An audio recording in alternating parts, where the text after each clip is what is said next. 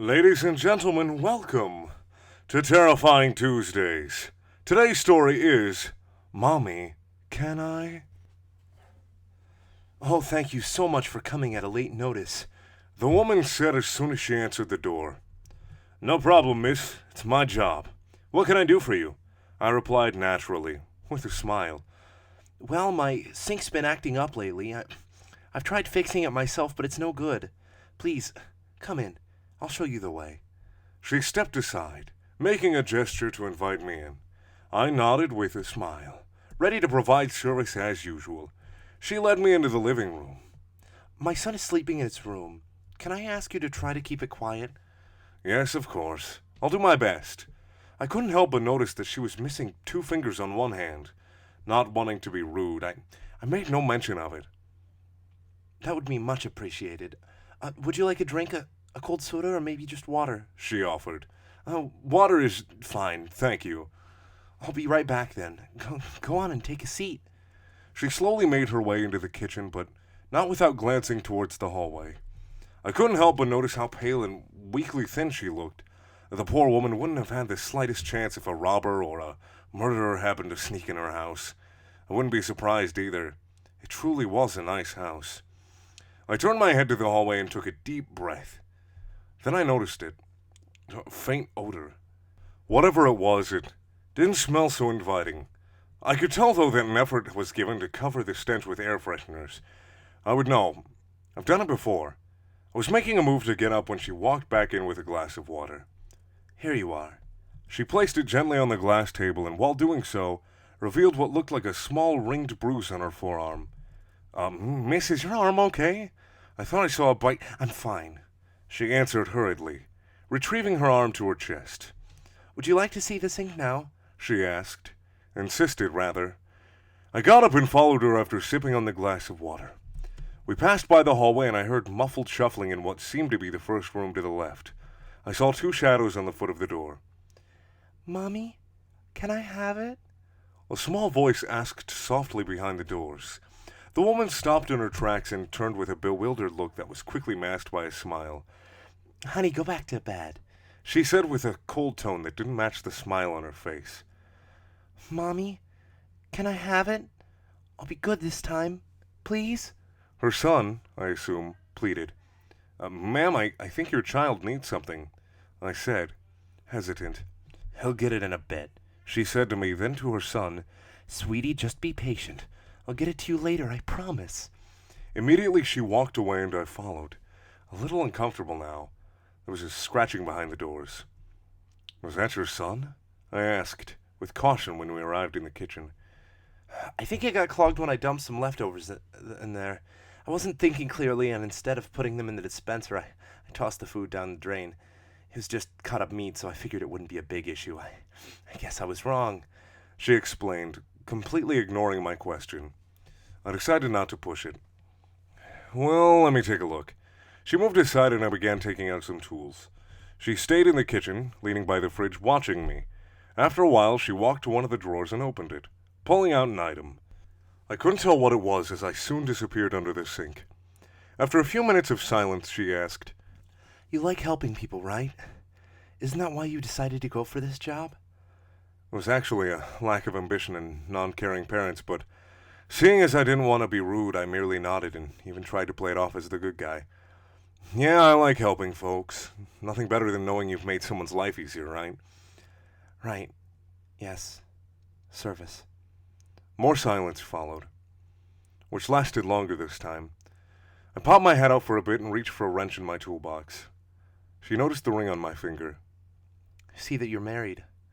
Any kids? She asked, hands behind her back. 2, yeah. My wife just gave birth to our youngest 2 weeks ago. I answered with a genuine smile. That's lovely. Congratulations. She paused, opening her mouth as if to say something, only to go back into silence. With a look on her face, it seemed as if she was contemplating something in her head quite seriously, struggling for the right words.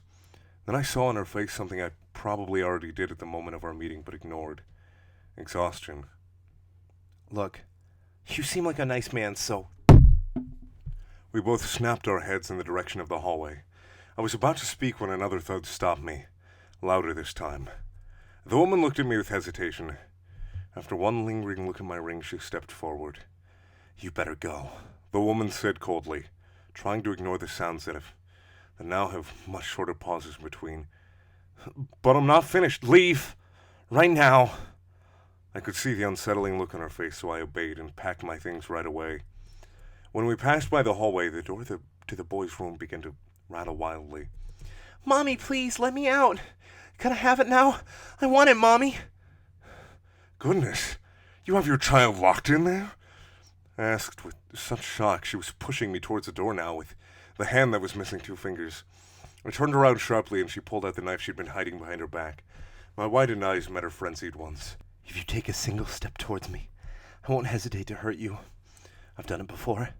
Done it plenty of times. Oh yes, I've killed a lot of men. But I was just doing my job, you see? Just doing my job. Isn't it a mother's job to protect her child? Huh?" I stood there, my feet frozen and glued to the floor, not knowing how to respond. "Isn't it?" she yelled suddenly, causing me to jump. The door stopped rattling and returned to creating loud thudding noises. The boy was repeatedly throwing his body against it. "Listen, let's just be calm and talk about this. Put the knife down and we'll..." "No. No more. This has to end. No more of this. I've sacrificed enough. I'm tired." She solemnly turned back towards the hallway. Right at that moment, I could have easily disarmed her and turned the situation around. Things might have ended differently. But something in me was screaming to just run out and call the police. "I'm sorry, sweetie. I've done my best. But I can't keep doing this. It isn't right. It isn't right."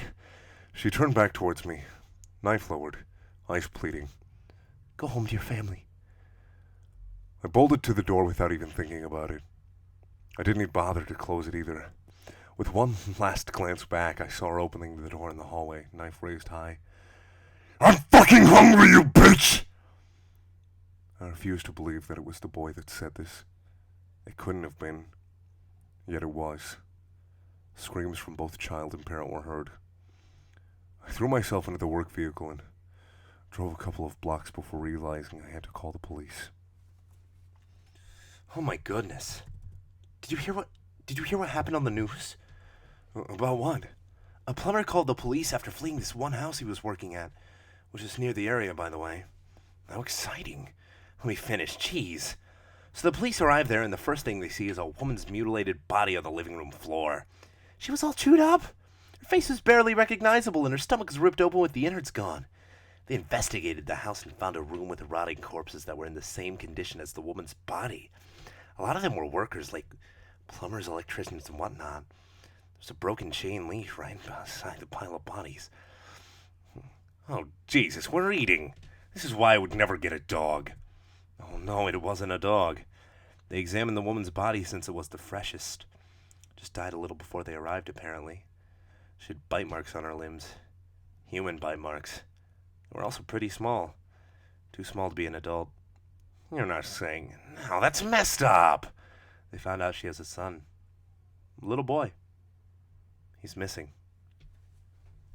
Thank you for watching. Please check out my other videos. They're also things.